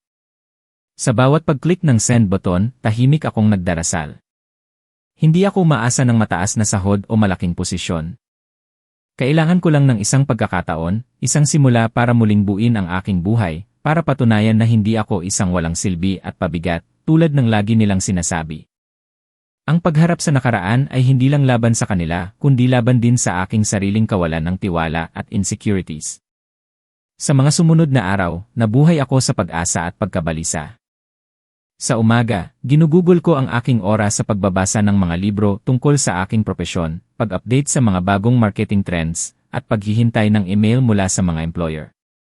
Sa gabi, hindi ako makatulog, laging kinakabahan na baka hanapin ako ni Jericho. Isang hapon, habang nagbabasa sa balkonahe, tumunog ang aking telepono mula sa isang hindi kilalang numero. Kumabog ang aking dibdib. Nablock ko na ang numero niya, ngunit baka gumamit siya ng ibang numero. Huminga ako ng malalim, inalala ang payo ni Atty. Marisa, at nagpa siyang sagutin. Hello, sinubukan kong maging kalmado. Ilang segundo ang katahimikan bago narinig ko ang boses ni Jericho, na tila pagod at kakaibang malambing. Mayumi, ako to. Nasaan ka? Okay ka lang ba? Ang biglaang paglalambing na ito ay nagulat sa akin. Ito ang unang pagkakataon sa mahabang panahon na kinausap niya ako ng ganito. Okay lang ako. Bakit ka tumawag? Sagot ko, nananatiling may distansya. Umuwi ka na. Sorry. Kasalanan ko. Pagod ako galing sa trabaho noon at may konting alak sa katawan kaya hinayaan kong saktan ka ni Mama. Nagkamali ako. Umuwi ka na. Magsimula tayo ulit. Nang marinig ko ang mga salitang iyon, naramdaman ko ang isang mapait na pakiramdam. Sorry. Magsimula ulit. Kung ako ang Mayumi ng nakaraang linggo, marahil ay lumambot na ang aking puso, naniwala sa matatamis na salita. Ngunit ang Mayumi ngayon ay hindi na. Ang 20 latay sa aking likod at ang kanyang nakakatakot na katahimikan noong gabing iyon ay nagturo sa akin ng isang napakamahal na aral. Magsimula ulit? Jericho, sa tingin mo ganoon lang kadali iyon? Sa tingin mo, isang sorry lang ay mabubura na ang lahat ng ginawa sa akin ng nanay mo at ang iyong kawalang malasakit. Nagsimulang magbago ang tono ni Jericho, nawala ang paunang lambing at napalitan ng kawalan ng pasensya. So anong gusto mo ngayon? Tama ba na kunin mo lahat ng pera? Alam mo ba na dahil sa'yo, magulo ang bahay? Nagkasakit si Mama dahil sa pag-aalala sa'yo. Nagkasakit si Mama. Mapakla akong umiti. Kung kaya niyang hampasin ako ng 20 beses, ano ba naman ang kaunting sakit? Tungkol sa pera, nakausap ko na ang abogado ko. Iyon ay joint property at may karapatan ako sa isang bahagi. Abogado, sigaw ni Jericho. Naghar ka pa ng abogado para labanan ako. Ang galing mo. Sasabihin ko sa'yo, huwag mong gawing komplikado ang lahat. Ibalik mo ang pera at umuwi ka para humingi ng tawad kay Mama, kung hindi, huwag mo akong sisisihin. Sisisihin ka. Ano ang gagawin mo? Hahayaan mo na namang saktan ako ng nanay mo. Ikaw. Tila nawalan na ng pasensya si Jericho. Nagbanta siya. Naghar na ako ng detective. Malapit ka na nilang mahanap. Pag nahanap ka nila, pupuntahan kita at kakalag ka rin pauwi. Pagsisisihan mo ito. Nang marinig ko yon, isang ideya ang pumasok sa aking isipan. Nagpa siya akong sumugal. Hindi mo na kailangang hanapin, Jericho. Dahil mayroon din akong isang bagay na siguradong magugustuhan nyo ng nanay mo, malamig kong sabi. Ano yon? Mayroon akong kopya ng video mula sa security camera ng kondo. Malinaw na naitala kung paano ako sinaktan ng nanay mo noong gabing iyon. Ano sa tingin mo kung ibibigay ko ito sa abogado ko o i-post sa internet? Sa totoo lang, hindi ko alam kung may na-record ba ang security camera. Ito ay isang kasinungalingan lang, isang psychological tactic na ginamit ko sa gitna ng kagipitan. Natahimik ang kabilang linya, naririnig ko ang mabigat na paghinga ni Jericho. Tila gumana ang aking kasinungalingan. Natatakot siya. Matapos ang ilang sandali, nagsalita si Jericho, hindi na gaanong galit. Saan mo nakuha yan? Hindi mo na kailangang malaman, basta't alalahanin mo na kung guguluhin niyo pa ako, maraming tao ang makakapanood ng video na yon. Paalam. Ibinaba ko agad ang tawag, hindi siya binigyan ng pagkakataong magsalita pa. Kumakabog pa rin ang aking dibdib. Ginawa ko ang isang bagay na hindi ko kailanman inakalang gagawin ko. Hinarap ko at sinagot si Jericho. Kahit isang kasinungalingan lang, ipinakita nito sa akin ang lakas ng paglaban. Ang tunay na laban ay nagsimula na. Ilang araw matapos ang tawag kay Jericho, pansamantalang naging payapa ang aking buhay. Tila gumana ang kasinungalingan tungkol sa video. Wala na akong natatanggap na mga tawag o mensahe ng pagbabanta. Nakatanggap din ako ng ilang email mula sa mga employer na nag-ischedule sa akin para sa isang interview sa susunod na linggo. Isang sinag ng pag-asa para sa isang bagong buhay at isang bagong trabaho ang nagsimulang sumibol sa aking puso. Nasanay na rin ako sa buhay sa Cebu. Tuwing umaga, maaga akong gumigising, naglalakad sa tabing dagat, at lumalanghap ng sariwang hangin. Ang malawak na dagat at ang alon ay tila may kapangyarihang magpagaling na tumutulong sa akin na alisin ang aking mga alalahanin. Unti-unti kong nararamdaman na bumabalik ang aking balanse. Ngunit ang kapayapaang iyon ay panandalian lamang. Isang gabi ng weekend, habang pauwi ako mula sa supermarket at nagluluto sa aking maliit na kusina, biglang tumunog ng malakas ang doorbell. Nagulat ako, wala akong mga kaibigan o kakilala rito. May kutob akong may masamang mangyayari. Dahan-dahan akong lumapit sa pinto, sumilip sa peephole, at halos tumigil ang tibok ng aking puso. Nakatayo sa labas ang dalawang pamilyar at nakakatakot na anino, si Jericho at ang aking biyenan, si Aling Elena. Nahanap nila ako. Paano nila ako nahanap ng ganoon kabilis? Ang private detective na yon ay hindi pala nagbibiro. Nanigas ako sa likod ng pinto, nanlalamig ang buong katawan. Ano ang gagawin ko ngayon? Mayumi, buksan mo ang pinto. Alam kong nandyan ka sa loob. Ang matinis na boses ni Aling Elena ay tulad ng dati, ngunit ngayon ay may kasama itong galit at puot. Sumunod ang malakas na pagkalampag sa pinto ni Jericho. Buksan mo ang pinto. Naririnig mo ba ako? Buksan mo na. Umatras ako, tumama ang likod ko sa malamig na pader. Lubos akong natakot. Ang aking kuta, ang aking ligtas na kanlungan, ay kinukubkob. Hayop ka! Ninakaw mo ang pera namin at nagtago ka rito. Buksan mo ang pinto. Tuturuan kita ng leksyon ngayon, sigaw ni Aling Elena habang malakas na pinapalo ang pinto. Ang kanilang sigawan at pagkalampag ay umalingaw-ngaw sa buong pasilyo ng kondominium. Narinig ko ang pagbukas ng mga pinto ng mga katabing unit at pagkatapos ay mga bulungan. Ang takot ay hinaluan ng kahihiyan. Jericho! Ma! Umuwi na kayo! Wala akong sasabihin sa inyo. Kinalap ko ang lahat ng lakas ng loob at sumigaw. Wala kang sasabihin. CJ! Papasukin mo ako at ako ang kakausap sa'yo, umungol si Jericho at sinubukan niyang sipain ang pinto. Nayanig ang kahoy na pinto. Sa sobrang takot, ginamit ko ang buong lakas ko para harangan ang pinto gamit ang aking katawan. Alam kong hindi ko sila mapipigilan ng matagal. Ang alaala ng malupit na paghahampas ay bumalik at nagpanginig sa akin. Kung makakapasok sila, hindi ko alam kung ano ang mangyayari sa akin. Sa gitna ng desperasyon, naalala ko ang payo ni Atty. Marisa at ng pulis. Nanginginig kong kinuha ang telepono at mabilis na nagdial. Ang unang tawag ay kay Atty. Marisa.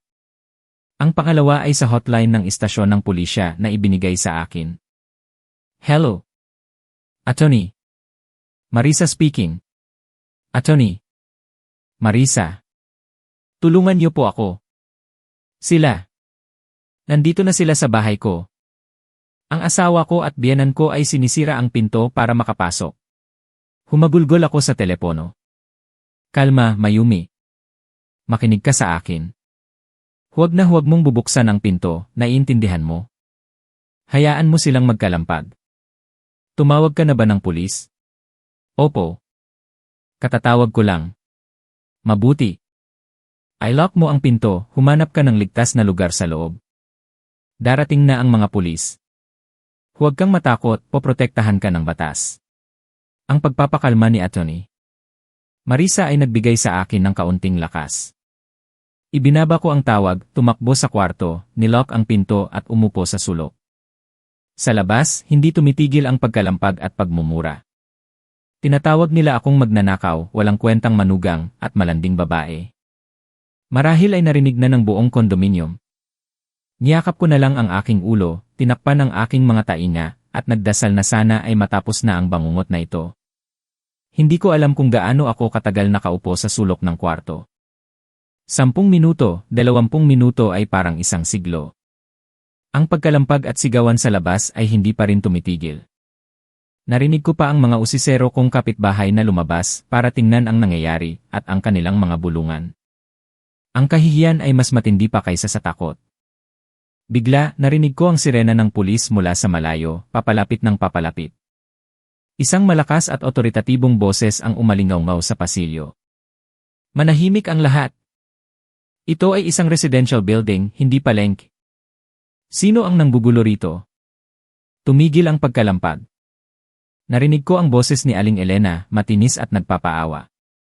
Mga pulis, tignan nyo. Ang manugang ko, ninakaw ang lahat ng pera namin at sumama sa ibang lalaki. Pumunta kami rito para pabalikin siya, pero ayaw niyang buksan ang pinto, at sinasabi pa niyang nanggugulo kami. Opo, sabat ni Jericho. May problema sa pag-isip ang asawa ko, nag-aalala lang kami sa kanya. Naggitngit ang aking mga ngipin. Napakawalang hiya nila, kaya nilang baligtarin ang katotohanan. Hindi kami makikialam sa problema ng pamilya nyo, seryosong sabi ng pulis. Pero ang pagwawala at pag-iingay nyo rito ay labag sa batas.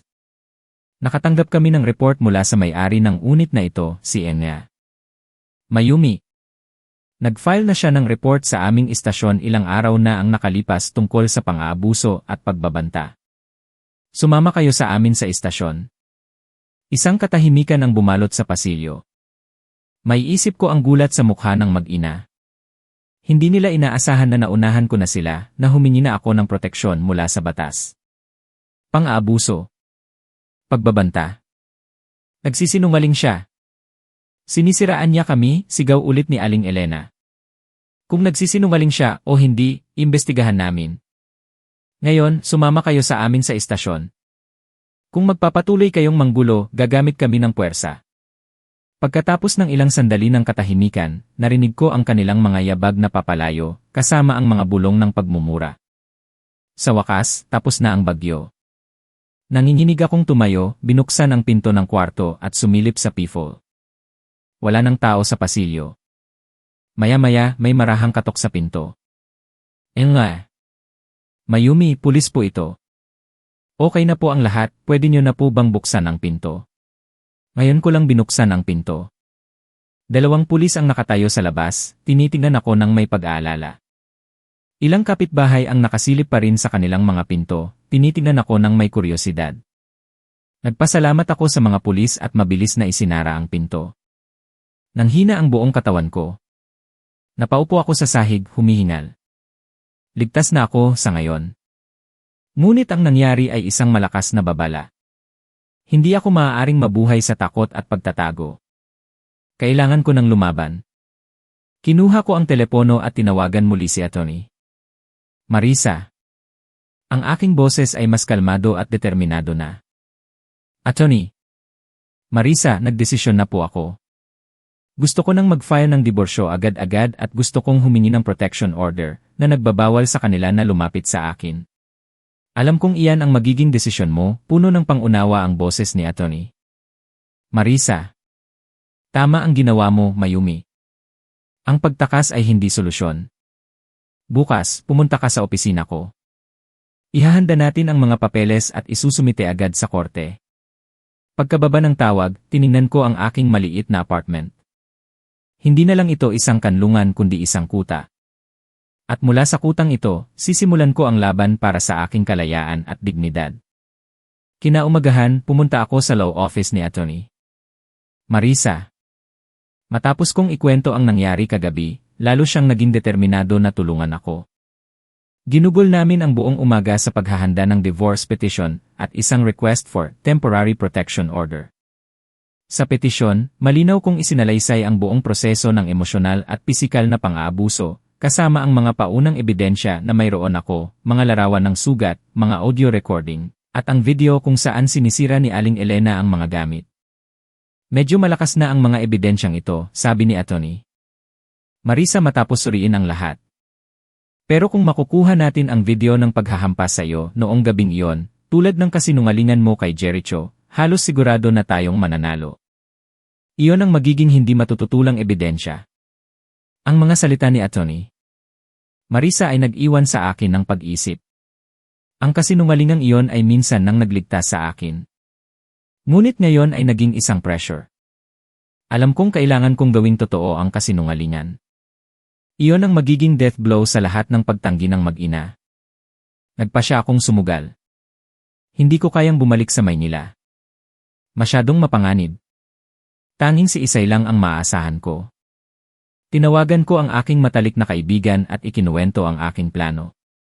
Baliw ka ba? Sigaw ni Isay sa telepono. Paano kung mahuli ka? Paano kung hindi pumayag ang management? Alam kong mahirap at may panganib. Pero Isay, ito lang ang tanging pagkakataon ko. Ang video na yon ang pinakamalakas na ebidensya, tulungan mo na ako ngayon, nagmakaawa ako. Pagkatapos ng ilang sandali ng katahimikan, bumuntong hininga si Isay. Sige na nga, dahil sa pagkakaibigan natin, susugal ako para sa'yo. Sabihin mo, ano ang kailangan kong gawin? Natuwa ako at agad na in-instruct si Isay. Sinabi ko sa kanya na pumunta sa management office ng dati kong kondo, magpanggap na pinsan ko. Ang dahilan ay nagmadali akong lumipat at nawala ang isang diamanteng singsing na pamana ng aking lola. Hinala ko ay may magnanakaw na pumasok sa bahay noong araw na lumipat ako, noong araw ng pag-aaway. Nakiusap ako sa management na ipakita ang security camera footage ng pasilyo noong gabing iyon para maghanap ng lead. Sa galing ni Isay sa pakikipag-usap at kaunting acting skills, naging matagumpay ang kanyang misyon. Nang hapong iyon, tinawagan niya ako, puno ng excitement. Mayumi, nakuha ko na. Nakuha ko na. Talaga? Hindi ba sila naghinala? Kinakabahan kong tanong. Hindi. Nakita ako ng head ng management na umiiyak kaya naawa siya. Binigyan ko pa siya ng pangkape. Kaya pinakopya niya agad ang video sa VSC. Napanood ko na, sobrang linaw. Kumabog ang aking puso. Ano? Ano ang nakunan? Lahat. Ang eksena kung saan galit na galit si Aling Elena na may dalang yantok papasok sa bahay niyo. Medyo nakabukas ang pinto niyo noon. Ang kamera ay nasa tapat kaya nakunan ang sala. Malinaw na nakita kung paano kanya sinabunutan at pinaghahampas. At ang walang kwenta mong asawa nakaupo lang sa mesa. Pagkatapos ang eksena kung saan hirap kang naglalakad habang hila ang maleta, napakaawa mo. Diyos ko, Mayumi, kumukulo ang dugo ko habang pinapanood. Nang marinig ko ang kwento ni Isay, nalungkot ako ngunit nakaramdam din ng hindi maipaliwanag na saya. May Diyos pa rin pala. Ang pinakamatibay na ebidensya, ang aking pinakamalakas na sandata, ay nasa aking mga kamay na. I-compress ni Isay ang video file at agad na ipinadala sa akin sa pamamagitan ng email. Nang i-download at buksan ko ito, at muling masaksihan ang nakakatakot na eksena noong gabing iyon, muli akong napaiyak. Ngunit sa pagkakataong ito, hindi ito luha ng kawalan ng magawa kundi luha ng galit na nailabas. Agad kong ipinadala ang video kay Atty. Marisa. Ilang minuto ang lumipas, tumawag siya, puno ng determinasyon, Mayumi, sa ebidensyang ito, siguradong mananalo tayo. Hindi lang sa divorce case, maaari rin nating kasuhan siya ng criminal charges para sa pananakit. Hawak ang telepono, alam kong ang laro ay tuluyan ng bumaliktad. Matapos maimbitahan sa istasyon ng pulisya at mabigyan ng babala, napilitang umalis ng Cebu ang mag-inang Jericho. Ngunit alam ko, sa kanilang ugali, hindi sila basta-basta susuko. At tama ako. Dahil hindi nila ako direktang masaktan, sinimulan nila ang ibang uri ng digmaan, isang digmaan na walang espada ngunit napakalupit, ang digmaan sa social media. Ilang araw ang lumipas, nagpadala sa akin si Isay ng isang Facebook link. Ito ay isang post sa isang malaking grupo ng mga kababaihan na may daan-daang libong miyembro. Ang post ay mula sa isang peking account na nagkukwento ng malungkot na karanasan ng isang kaawa-awang biyenan. Sinasabi ng sumulat na buong buhay niyang pinaghirapang palakihin ang kanyang anak, ngunit napunta lamang sa isang tamad, bastos, at baog na manugang. Ang kasukdulan ay nangaliwa raw ang manugang na ito, tinangay ang lahat ng ipon ng pamilya at sumama sa kanyang kalaguyo, at pinaratangan pa ang biyenan ng pang-aabuso. Kahit hindi diretsong pinangalanan, lahat ng detalye sa kwento ay tumutukoy sa akin. Ang paraan ng pagsulat na puno ng pagpapaawa at mga salitang mapagkunwari ay tumama sa damdamin ng marami. Sa ilalim ng post, libu-libong komento ang lumitaw, karamihan ay mga mura at sumpa sa walang hiyang manugang, malanding babae. Mayroon pang nag-aalok na hanapin ang aking address para turuan ako ng leksyon. Habang binabasa ko ito, nanginginig ang aking mga kamay at paa. Ginagawa nila akong isang kontrabida sa mata ng buong lipunan. Pagkatapos nito, sunod-sunod na tumunog ang aking telepono. Tumawag ang mga kamag-anak mula sa probinsya para pagalitan ako sa pagdudulot ng kahihiyan sa pamilya. Tumawag ang aking ina na umiiyak, nagtatanong kung ano ang totoo. Naawa siya sa akin, ngunit nahihiya rin sa mga kapitbahay. Sinubukan kong magpaliwanag, ngunit tila walang saysay ang aking mga salita sa gitna ng bagyo ng opinyon ng publiko na nilikha ng mag-inang Jericho. Lubos akong nasiraan ng loob. Pinatay ko ang aking telepono, mag-isang nakaupo sa apartment, pakiramdam ko ay tinalikuran ako ng buong mundo. Sa sandaling iyon, tumawag si Atty. Marisa, nabasa na rin niya ang post.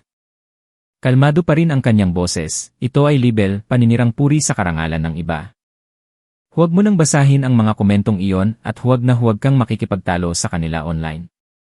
Pero ano po ang gagawin ko ngayon? Naniniwala sila sa kanila. Pagod na po ako, humagulgol ako. Makinig ka sa akin, Mayumi, ang pinakamahusay na paraan para puksain ang isang kasinungalingan ay sa pamamagitan ng katotohanan. Lalaban tayo. May kilala akong isang respetadong babaeng mamamahayag sa isang women's magazine. Dalubhasa siya sa pagsusulat tungkol sa mga isyu ng pagprotekta sa karapatan ng kababaihan. Aayusin ko ang isang panayam. Handa ka bang harapin ang publiko at ikwento ang iyong buong karanasan? Harapin ang publiko. Ilahad ang buong pribadong buhay ko sa buong mundo. Natakot ako, ngunit naisip ko, kung mananahimik ako, ibig sabihin ay tinatanggap ko ang pagkatalo, tinatanggap na habang buhay akong may masamang reputasyon. Hindi ko hahayaang magtagumpay sila. Pumapayag po ako, determinado kong sagot. Ang panayam ay ginanap kinabukasan sa pamamagitan ng video call kasama ang isang mamamahayag na nagngangalang Quen, isang nasa katanghaliang gulang na babae na may matalas ngunit mainit na tingin. Maingat niyang pinakinggan ang aking kwento at nagtanong ng mga sensitibong katanungan. Ikinuwento ko ang lahat, walang itinatago, at ang pinakamahalaga, ibinigay ko sa kanya ang lahat ng ebidensya na mayroon ako, mga larawan, audio recording, at ang pinakamatibay na ebidensya, ang video. 2 araw ang lumipas, inilathala ang artikulo sa front page ng online na pahayagan na may malakas na pamagat, paano ako tumakas mula sa 5 taong impyerno ng kasal. Ang kwento ng isang biktima ng domestic violence. Isinalaysay ng artikulo ang aking kwento ng totoo at objektibo, kasama ang mga larawan ng aking mga sugat na nakablur, mga sipi mula sa audio recording, at lalo na, ang naka-attach na security video. Sumabog ang artikulo na parang isang bomba. Sa pagkakataong ito, biglang nagbago ang direksyon ng opinyon ng publiko. Ang video, bilang hindi matututulang ebidensya, ay naglantad sa tunay na kulay ng mag-inang Jericho. Ang galit ng netizens ay bumaliktad ng 180 degrees at direktang tumama sa kanila. Ang post ni Aling Elena ay mabilis na hinukay at naging katatawanan. Libu-libong tao ang nag-iwan ng mga kritikal na komento sa personal na profile ni Jericho. Nanalo ako sa laban sa opinyon ng publiko, ngunit alam kong ang tunay na laban sa korte ay nasa unahan pa. Bagamat nakatulong ang artikulo na linisin ang aking pangalan sa mata ng karamihan, nanatili pa rin ang mga epekto nito. Mayroon pa ring mga anonymous na tao sa social media na patuloy akong inaatake, sinasabing ibinubunyag ko ang aming maruming damit na ang mga problema sa pamilya ay dapat manatili sa loob ng bahay. Ngunit ang pinakamasakit ay hindi galing sa mga estranghero, kundi mula mismo sa aking sariling ina. Tumawag sa akin ang aking ina isang gabi matapos basahin ang artikulo at makarinig ng mga tsismis mula sa mga kamag-anak. Ang kanyang boses ay walang simpatya, tanging paninisi. Mayumi, bakit mo ginawa yon? Bakit mo inilabas ang problema ng pamilya natin sa buong mundo? Alam mo ba na hindi na kami makalabas ng bahay dito sa probinsya? Pinag-uusapan kami, sinasabi na hindi namin pinalaki ng maayos ang aming anak. Bumara ang aking lalamunan. Sinaktan nila ako, siniraan, dapat ba akong manahimik na lang? Dapat sana dahan-dahan mong inayos. Nakakahiya. Kahit ano pa ang asawa mo, manugang pa rin siya ng mga magulang mo, saan natin ilalagay ang mukha natin?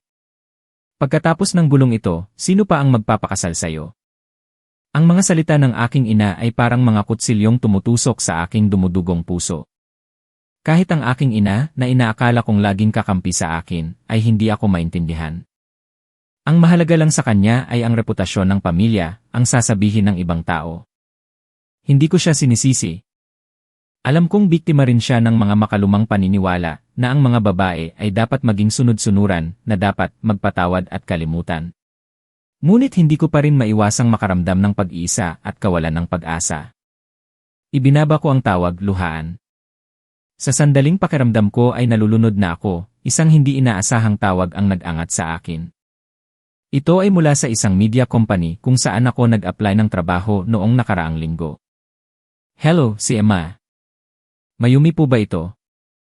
Tumatawag po ako mula sa ER Department ng Creative Vietnam Advertising. Opo, ako nga po, mabilis kong pinunasan ang aking luha, sinubukang kumalma. Ma'am, natanggap po namin ang inyong aplikasyon at nagkataon po, nabasa rin ng aming direktor ang artikulo tungkol sa inyong kwento. Humanga po siya sa inyong katapangan at sa paraan ng pagharap ninyo sa media crisis. Gusto po kayong imbitahan ng direktor sa aming kumpanya bukas ng umaga para sa isang personal na pag-uusap. Hindi po ito isang interview. Gusto po naming i-offer sa inyo ang trabaho. Natigilan ako, hindi makapaniwala sa aking narinig. Sa gitna ng pagtalikod ng aking sariling pamilya, may mga estrangherong handang tumulong, na kinikilala ang aking kakayahan hindi sa pamamagitan ng diploma o karanasan sa papel, kundi sa pamamagitan mismo ng laban na aking pinagdadaanan. Kinaumagahan, pumunta ako sa Creative Vietnam. Ito ay isang moderno at masiglang opisina sa isang malaking gusali sa sentro ng lungsod. Dinala ako diretsyo sa opisina ng direktor. Ang lalaking nakaupo sa likod ng mesa ay tumingala at mumiti sa akin. Medyo bata pa siya, mga nasa 30, may maaliwalas na mukha at mainit na tingin. Hey Mayumi, maupo ka. Ako si Rafael, ang direktor ng kumpanya. Umupo ako, medyo kinakabahan pa rin. Hindi ako tinanong ni Rafael tungkol sa aking karanasan sa trabaho o mga karaniwang tanong sa interview. Binigyan niya ako ng isang tasa ng tsaa at marahang nagsalita, nabasa ko ang kwento mo. Napakatatag mo talaga. Salamat po. Inimbitahan kita rito hindi dahil sa awa, diretsong sabi ni Rafael, kundi dahil nakikita ko sa iyo ang katangian ng isang magaling na media practitioner, matatag, matalino, at marunong gawing oportunidad ang krisis. Bukod dito, ang kwento mo ay nagpapaalala sa akin sa aking kapatid na babae. Sandali siyang huminto, may bahid ng lungkot sa kanyang mga mata. Ang kapatid ko ay biktima rin ng domestic violence. Nagtiis siya ng maraming taon. Ang artikulo mo ang nagbigay sa kanya ng lakas ng loob para mag-file ng diborsyo noong nakaraang linggo. Sa ngalan ng kapatid ko, salamat sa iyo, Mayumi. Ang ibinahagi ni Rafael ay labis na nakaantig sa akin. Hindi ko pala namamalayan na ang aking ginawa ay hindi lang para sa aking sarili, kundi naging inspirasyon din para sa ibang kababaihan. Ang suporta ng kumpanya at ni Rafael ay isang napakahalagang tulong sa aking moral, na nagpatibay sa aking paninindigan sa landas na aking pinili. Ilang araw matapos akong magsimula sa bagong trabaho, isa pang hindi inaasahang kakampi ang lumitaw. Nakatanggap ako ng isang Zalo message mula sa isang hindi kilalang numero. Hi at Mayumi. Ako po si Sofia, pinsan ni Kuya Jericho. Sofia. Naalala ko siya ng bahagya. Anak ng tiyahin ni Jericho, tahimik at mukhang mabait. Bakit kaya siya nakipag-ugnayan sa akin? May gusto po akong sabihin sa inyo. Hinahangaan ko po ang inyong katapangan. Alam ko po kung anong klaseng tao sina Tita Elena at Kuya Jericho. Nitong mga nakaraang araw, nakikita ko si Tita Elena na abala sa paghahanda ng mga peking dokumento para sirain kayo sa korte. Lihim ko pong kinunan ng litrato. Ipapadala ko po sa inyo. Pagkatapos ay nagpadala sa akin si Sofia ng sunod-sunod na mga larawan. Kumabog ang aking dibdib habang tinitingnan ko ang mga ito.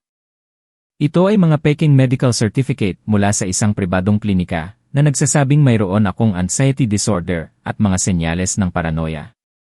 Mas masahol pa, gumawa rin siya ng mga peking text message sa pagitan ko at ng isang hindi kilalang lalaki na may malanding nilalaman para akusahan akong nangangaliwa. Hindi ako makapaniwala sa kanilang kalupitan at panlilinlang. Kung wala ang mga ebidensyang ito, hindi ko alam kung paano ko ipagtatanggol ang aking sarili sa korte. Sofia, bakit mo ako tinutulungan? Nagreply ako, puno ng pasasalamat at pagtataka. Dahil ayokong makita na sinisiraan ang isang mabuting tao at dahil babae rin ako. Laban lang po, ate. Tinignan ko ang mensahe ni Sofia at naisip ang tulong ni Rafael. Napagtanto kong sa mahirap na paglalakbay na ito, hindi ako nag-iisa. Dahil biktima ako ng domestic violence at pansamantalang naninirahan sa Cebu, ang kaso ay dininig sa Cebu City People's Court, ayon sa jurisdiksyon ng lugar kung saan nakatira ang nagsasakdal. Ang mga araw bago ang paglilitis ay puno ng tensyon. Kailangan kong masanay sa bagong trabaho habang kasama si Atty. Marisa na naghahanda para sa pinakamahalagang paghaharap. Sinuri ni Atty. Marisa ang bawat detalye, inasahan ang lahat ng posibleng sitwasyon, at mga tanong na maaaring itanong ng kabilang panig. Tinuruan niya akong manatiling kalmado, sumagot ng malinaw at tiyak. Dahil sa kanya, mas naging kumpiyansa at matatag ako.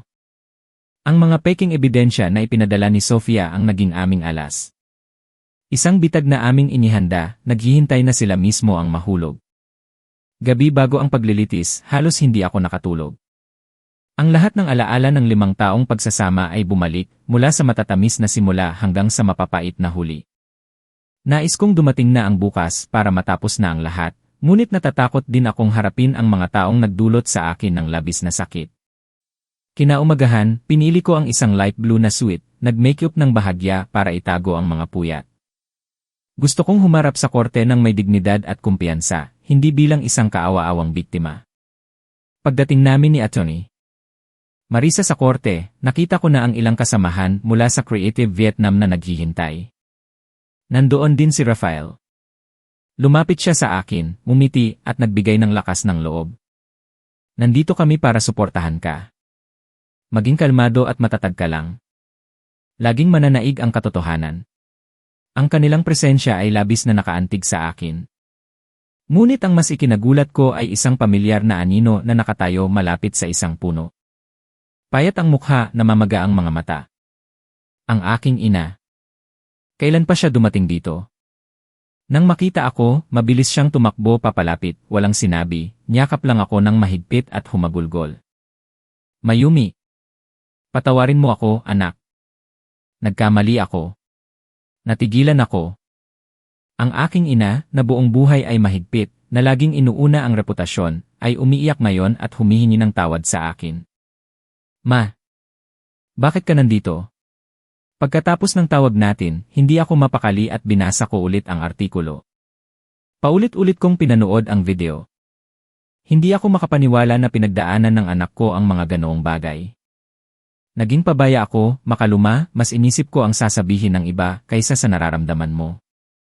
Anak, patawarin mo ako. Niyakap ko si nanay, hindi ko rin mapigilang umiyak. Sa sandaling iyon, nawala ang lahat ng sama ng loob ko. Alam kong mahal ako ni nanay, mali lang minsan ang paraan niya ng pagpapakita nito.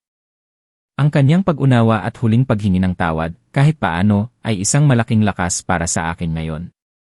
Okay lang po, ma, matatapos din po ang lahat. Hinawakan ng mahigpit ni nanay ang aking kamay, puno ng determinasyon ang kanyang mga mata. Ngayon, sasamahan kita sa loob ng korte, mananatili ako sa tabi mo.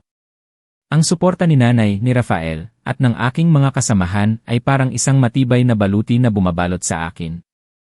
Hindi na ako natatakot. Huminga ako ng malalim, itinaas ang aking noo, at kasama sina Atty. Marisa at nanay, pumasok kami sa korte, kung saan naghihintay ang hustisya. Ang kapaligiran sa loob ng korte ay solemn at medyo nakakasakal.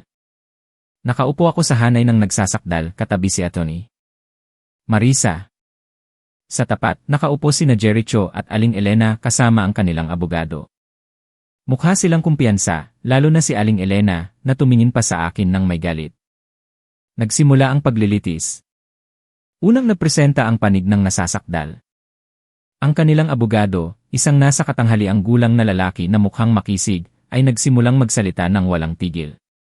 Iginuhit niya ang isang larawan ko na ganap na kabaligtaran ng katotohanan, isang tamad na asawa, hindi tumutupad sa kanyang tungkulin, may problema sa pag-iisip, at laging nagsiselos ng walang dahilan. Bilang kasukdulan, naglabas siya ng mga ebidensya ng aking pangangaliwa at isang medical record ng sakit sa isip. Your Honor, narito po ang mga text message sa pagitan ni Emma Mayumi at ng isang lalaki. At ito po ay isang medical record mula sa Kian and Psychological Clinic na nagsasabing si Emma Mayumi ay may anxiety disorder at mga senyales ng paranoia. Dahil sa mga problemang ito sa pag-isip, sinaktan ni Emma Mayumi ang kanyang sarili at pinaratangan ang kanyang biyenan, pagkatapos ay tinangay ang malaking halaga ng pera ng pamilya at umalis. Tiningnan ko ang mga papel na kanilang ipinakita, iyon mismo ang mga peking ebidensya na kinunan ni Sofia para sa akin. Ginamit talaga nila ang mga ito. Hinigpitan ko ang aking mga kamay, pilit na pinapanatili ang aking kalmado. Dahan-dahang ipinatong ni Atty. Marisa ang kanyang kamay sa akin, senyales na huwag akong mag-alala. Nang kami na ang magsasalita, tumayo si Atty. Marisa, may tiwala at kumpiyansa. Hindi siya agad sumagot, sa halip ay sinimulan niyang sistematikong ilahad ang 5 taong emosyonal na pang-aabuso sa akin. Inilabas niya ang mga audio recording ng pagmumura ni Aling Elena, mga text message kung saan ako pinapagalitan ni Jericho. Pagkatapos ay lumipat siya sa mga peking ebidensya ng kabilang panig. Your Honor, inaakusahan ng kabilang panig ang aking kliyente ng pagkakaroon ng problema sa pag-isip at pangangaliwa. Nais po naming linawin ito. Inilabas ni Atty. Marisa ang mga ebidensya na ibinigay ni Sofia, ipinapakita ang hindi makatwirang petsa sa medical record, at pinatunayan na ang numero ng telepono sa mga text message ay isang promotional number ng isang taxi company.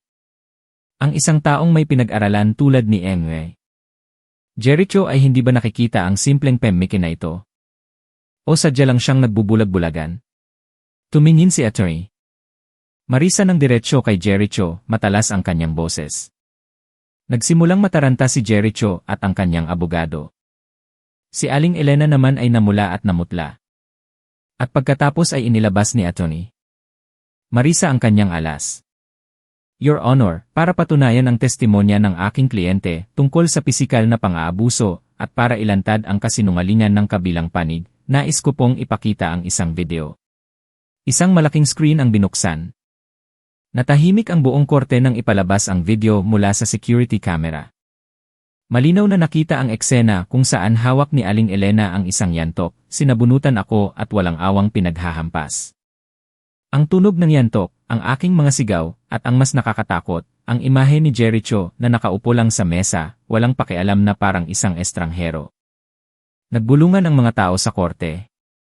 Ang hukom, isang nasa katanghaliang gulang na babae, ay naging seryoso ang mukha, at matalas na tiningnan ang mag-inang Jericho. Yumuko si Jericho, nanginginig ang kanyang mga balikat. Si Aling Elena naman ay natigilan, maputla na parang papel, at hindi makapagsalita. Hindi. Hindi maaari. Saan galing yan? Natapos ang video, ngunit isang nakakatakot na katahimikan ang bumalot sa silid. Ang lahat ng kanilang kasinungalingan at pagtatakip ay ganap na gumuho sa harap ng hindi matututulang ebidensya. Tinapos ni Atty. Marisa ang kanyang presentasyon sa isang matapang na pahayag. Ang katotohanan, kahit gaano pa ito pagtakpan, ay laging lalabas sa huli. Tapos na ang laban. Matapos maipakita ang lahat ng ebidensya, nag-recess ang korte para magdelibera ang jury. Ang oras ng paghihintay ay parang walang katapusan. Nakaupo ako roon, hawak-hawak ng aking ina at ni Atty. Marisa ang aking mga kamay, nagbibigay ng init. Hindi na ako nag-aalala, tanging isang pananabik na naghihintay sa paggawad ng hustisya. Sa kabilang panig, kabaligtaran ang sitwasyon. Tulala si Aling Elena, habang si Jericho ay paulit-ulit na tinatakpan ang kanyang mukha. Ang kanilang abogado ay umiiling na lang. Sa wakas, bumalik ang hukom. Tumayo ang lahat sa korte, seryosong tiningnan ng hukom ang mga papeles at binasa ang hatol, bawat salita ay malinaw at matatag. Matapos suriin ang buong kaso, mga ebidensya at testimonya ng magkabilang panig, napag-alaman ng korte na ang pagsasama ni Jericho at Mayumi ay nasa malubhang kalagayan na. Ang pagsasama ay hindi na maaaring magpatuloy at ang layunin ng kasal ay hindi na natamo. Ang kasalanan ay nasa panig ng nasasakdal na si Jericho at ang kanyang ina na si Elena dahil sa kanilang pisikal at emosyonal na pang-aabuso sa nagsasakdal sa loob ng mahabang panahon na isang malubhang paglabag sa batas ng kasal at pamilya. Ayon sa mga probisyon ng batas, pinagtitibay ng Korte ng Cebu City ang kahilingan ni Mayumi para sa diborsyo. Nang marinig ko yon, nakahinga ako ng maluwag at nagsimulang tumulo ang aking mga luha. Malaya na ako. Nagpatuloy ang hukom sa pagbabasa tungkol sa hatsyan ng ari-arian. Tungkol sa joint property na 1,700,000 at ang bahay sa Maynila. Isinasaalang-alang ang kasalanan ng nasasakdal at ang pinsala sa kalusugan at emosyon ni Mayumi, nagpapasya ang korte. Si Mayumi ay makakatanggap ng 1,100,000 mula sa savings at si Jericho ay makakatanggap ng 600,000.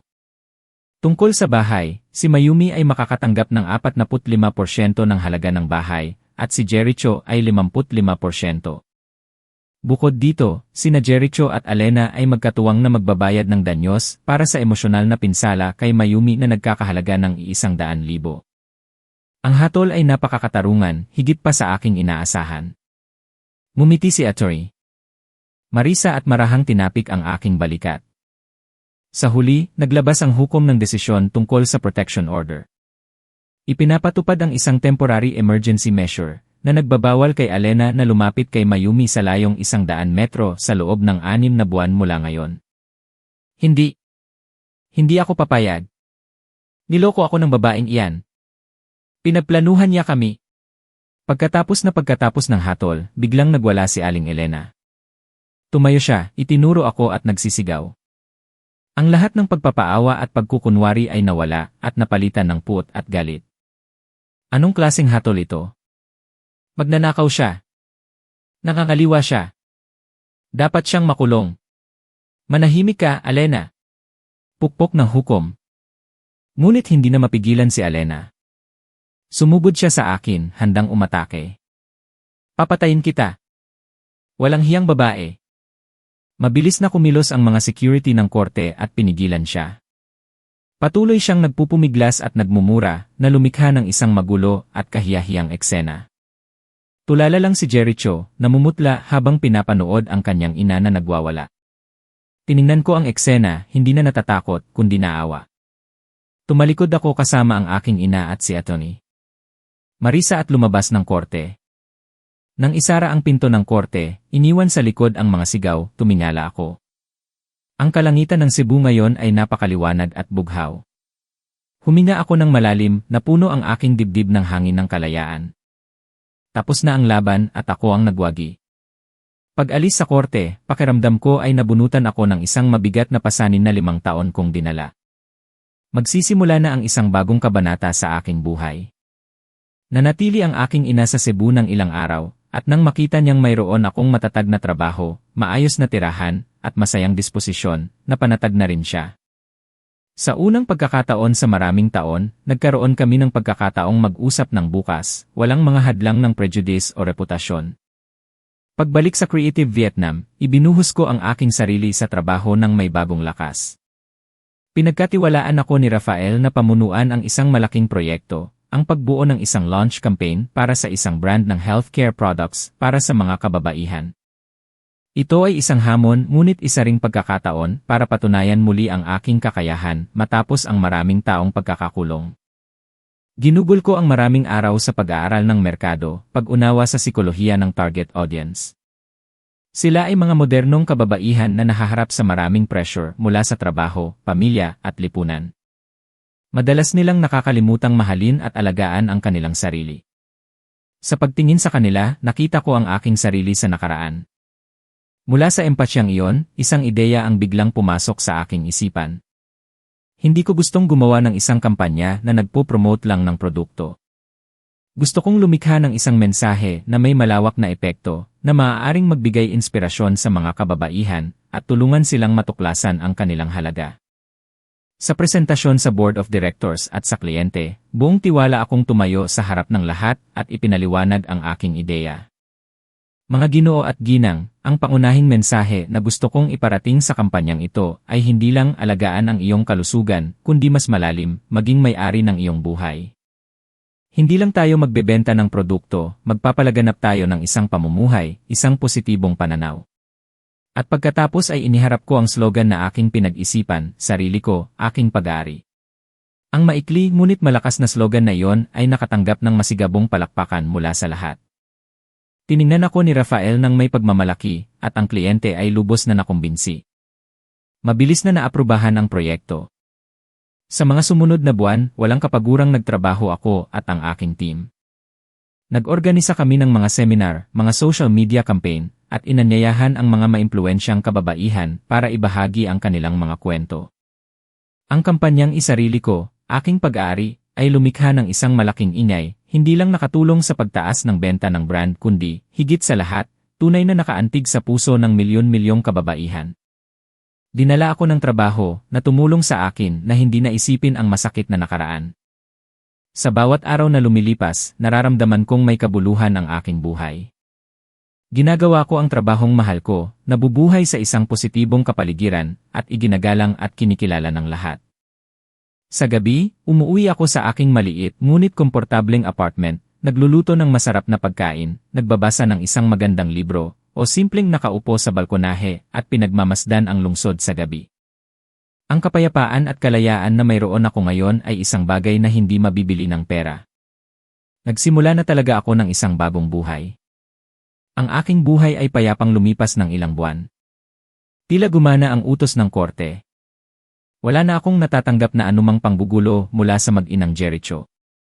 Akala ko ay natuto na sila at titigil na, natapos na talaga ang bangungot. Ngunit minaliit ko ang galit at kayabangan ni Aling Elena. Isang hapon, habang abala ako sa trabaho, biglang nagkagulo ang buong opisina dahil sa mga sigaw mula sa lobby. Isang matinis at pamilyar na boses ang umalingaw-ngaw. Nasaan si Mayumi? Ilabas niyo ang babaeng iyan. Nasaan siya? Kumabog ang aking dibdib. Siya yon, si Aling Elena, nakarating na siya sa aking opisina. Hindi pa ako nakakabawi sa gulat nang bigla siyang pumasok sa opisina, sa kabila ng pagpigil ng mga security. Nang makita ako, agad siyang sumugod, namumula sa galit. Aha, nandito ka pala, hayop ka. Sinira mo ang buhay ng anak ko, dinumisan mo ang pangalan ng pamilya namin, at ngayon ay nagpapakasaya ka rito. Natigilan ang lahat sa opisina. Si Rafael ang unang kumilos. Mabilis siyang tumayo sa harap ko, kalmado ngunit matatag ang boses. Ginang, ito po ay isang lugar ng trabaho. Pakiusap po, manahimik kayo at umalis na. Sino ka? Ikaw ba ang direktor? Kinukupop mo ang malanding babaeng ito. O ikaw ang kalaguyo niya? Itinuro ni Aling Elena si Rafael at nagsimulang magmura. Wala kaming obligasyong sagutin ka, ngunit ang iyong pag-ugali ay nakakagambala sa kaayusan at nakakainsulto sa iba. Security, malakas na tawag ni Rafael. Dalawang malalakas na security guard ang agad na pumasok at sinubukang paalisin si Aling Elena. Ngunit mas naging marahas siya, humiga sa sahig at nag-iskandalo. Tulungan niyo ako. Ang manugang ko at ang kalaguyo niya ay sinasaktan ako. Diyos ko!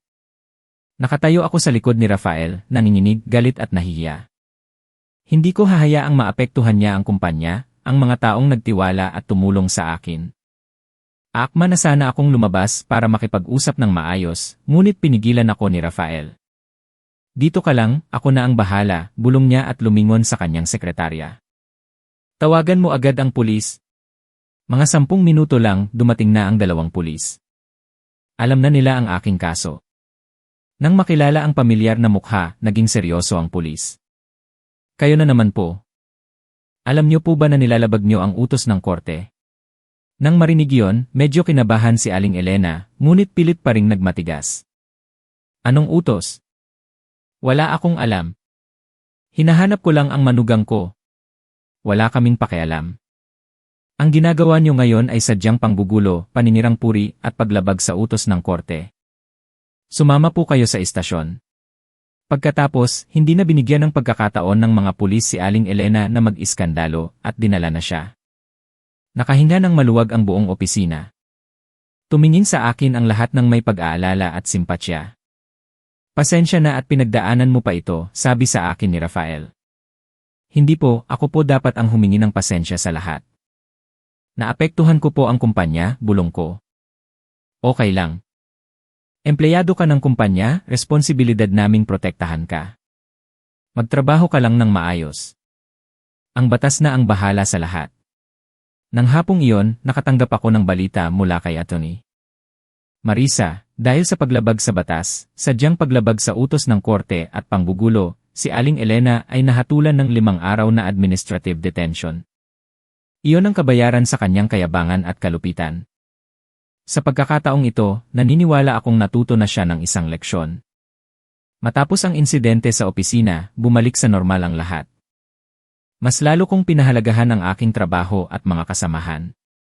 Lalo na, naramdaman ko ang tahimik na pag-aalaga ni Rafael sa akin. Hindi niya sinasabi, ngunit sa pamamagitan ng kanyang mga tingin at maliliit na kilos, alam kong laging siyang nariyan, sumusubaybay at sumusuporta sa akin. Nagkaroon ng bagong yugto ang aming relasyon sa team building ng kumpanya na ginanap sa isang magandang beach resort. Ang sariwang hangin, magandang tanawin, at masayang mga laro ay nagpalapit sa amin sa isa't isa, pansamantalang kinalimutan ang stress sa trabaho. Sa huling gabi, pagkatapos ng ngirit party sa tabing dagat, pagod na ang lahat at isa-isang bumalik sa kanilang mga silid. Tanging kami na lang ni Rafael ang naiwan sa buhanginan, nakikinig sa alon. Kumusta ang trip? Binasag ni Rafael ang katahimikan. Napakasaya po. Matagal na akong hindi nakaramdam ng ganitong kaluwagan at saya. Salamat po, ngumiti ako. Sandali kaming natahimik. Biglang lumingon sa akin si Rafael. Ang kanyang mga mata ay naging malalim sa ilalim ng liwanag ng buwan. Mayumi, may gusto akong ikwento sa'yo. Ikinuwento niya sa akin ang tungkol sa kanyang kapatid na babae. Nagkaroon din siya ng hindi masayang pagsasama at minamaltrato rin ng kanyang asawa at pamilya nito. Ngunit dahil sa takot at pagmamahal sa kanyang anak, nagtiis siya ng maraming taon. Maraming beses na siyang pinayuhan ni Rafael na magdiborsyo, ngunit wala siyang lakas ng loob. Natatakot siya sa sasabihin ng iba at sa pagpapalaki ng anak ng mag-isa. Hanggang sa nabasa niya ang artikulo tungkol sa iyo, nagpatuloy si Rafael, medyo emosyonal ang kanyang boses. Ang iyong kwento, ang iyong katatagan, ang gumising sa kanya. Sinabi niya sa akin, kung kaya niya, kaya ko rin. At ginawa niya nga. Ngayon, maayos na ang buhay nila ng kanyang anak. Talagang nagpapasalamat ako sa iyo, Mayumi. Nang marinig ko ang kwento ni Rafael, isang hindi maipaliwanag na damdamin ang bumalot sa akin. Hindi ko kailanman inakala na ang aking sakit ay maaaring maging lakas para sa ibang tao. Wala po akong ginawang malaki. Sinusubukan ko lang pong iligtas ang aking sarili. Para sa marami, ang pagliligtas sa sarili ay isang pambihirang bagay na. Ngumiti si Rafael at kumuha ng isang maliit na kahon mula sa kanyang bulsa. May regalo ako para sa iyo. Binuksan niya ang kahon, at sa loob ay isang silver na kwintas, na may maliit na sunflower pendant na napakaganda ng pagkakagawa. Ang sunflower ay laging nakaharap sa araw, sabi ni Rafael, mainit ang kanyang boses, umaasa ako na kahit gaano kadilim ang nakaraan, mananatili kang matatag, laging nakaharap sa liwanag at sa mga magagandang bagay, tulad ng bulaklak na ito. Hindi ako makapagsalita sa sobrang emosyon. Isinuot niya sa akin ang kwintas. Sa sandaling dumampi ang kanyang mga daliri sa aking leg, isang mainit na kuryente ang dumaloy sa aking likod. Alam kong hindi na lang ito basta relasyon ng magkatrabaho. Isang bago at malambing na damdamin ang unti-unting sumisibol sa aming mga puso. Isang taon matapos akong opisyal na maging malaya. Ang oras ay isang mahimalang gamot. Hindi lang nito pinagaling ang mga sugat sa puso, kundi nagdala rin sa akin ng mga hindi inaasahang magagandang bagay. Naging matagumpay ang aking trabaho sa Creative Vietnam. Dahil sa aking walang tigil na pagsisikap at mga makabagong ideya, pinagkatiwalaan ako ng Board of Directors at na-promote bilang Vice President. Gamit ang perang nakuha ko mula sa hatyan ng ari-arian at ang aking naipong sahod, nakabili ako ng isang maliit at magandang apartment malapit sa dagat. Tuwing umaga, gumigising ako at lumalanghap ng sariwang hangin. Tuwing hapon pag-uwi galing sa trabaho, pinapanood ko ang paglubog ng araw sa dagat. Para sa akin, iyon ay isang simple ngunit napakahalagang kaligayahan. Tunay na akong naging may-ari ng aking buhay. Ngayon ay isang espesyal na araw. Nag-organisa ang kumpanya ng isang maliit na party para sa aking promosyon. Dumating ang lahat at binati ako. Lumipad din ang aking ina at si Isay para makisaya. Habang tinitingnan ang masayang ngiti ng aking ina, alam kong tunay siyang ipinagmamalaki ako. Sa party, nagbigay ng maikling talumpati si Rafael bilang direktor. Hindi siya gaanong nagsalita tungkol sa trabaho, sa halip ay ginugol niya ang oras para pag-usapan ako. Mahigit isang taon na ang nakalipas, dumating si Mayumi sa ating kumpanya sa isang napaka-espesyal na sitwasyon, ngunit hindi siya nagpatalo sa kahirapan. Sa pamamagitan ng kanyang talino, pagsisikap, at higit sa lahat, isang pambihirang katapangan, tumayo siya, pinatunayan ang kanyang halaga at naging inspirasyon sa marami. Ngayon, ang posisyon bilang Vice President ay isang karapat-dapat na pagkilala sa lahat ng kanyang nayambag. Itaas natin ang ating mga baso para sa ating bagong Vice President. Umalinggaw ang palakpakan sa buong silid. Tumayo ako roon na may luha sa aking mga mata dahil sa emosyon. Tiningnan ko siya, nagtama ang aming mga mata, puno ng mga hindi masabing salita. Nang gabing iyon, pagkatapos ng party at umuwi na ang lahat, nag-alok si Rafael na ihatid ako. Hindi kami agad umuwi, sa halip ay naglakad kami sa tabing dagat. Masaya ka ba? Tanong niya. Sobra po. Hindi ko kailanman inakala na darating ang araw na ito. Karapat-dapat ka dyan at higit pa. Huminto siya at diretsong tumingin sa aking mga mata. Mayumi, alam kong medyo biglaan ito pero ayoko nang maghintay pa. Pwede mo ba akong bigyan ng pagkakataon, isang tunay na date? Natigilan ako, ngunit isang masayang ngiti ang biglang sumilay sa aking mga labi. Matagal ko nang hinihintay ang mga salitang ito. Hindi ako sumagot, marahan lang akong tumango. Ngumiti rin si Rafael, isang masaya at mainit na ngiti. Marahan niyang hinawakan ang aking kamay. Ang kanyang kamay ay malaki at matatag. Naglakad kami ng magkasama sa buhanginan, sa ilalim ng liwanag ng buwan at sa tunog ng alon. Ang masakit na nakaraan ay tuluyan ng nagsara. Isang bagong kabanata ng buhay, isang kabanata ng pag-ibig, pag-asa, at kaligayahan ang nagbubukas sa aking harapan. Alam kong hanggat matapang akong haharap sa araw, ang dilim ay kusang atras.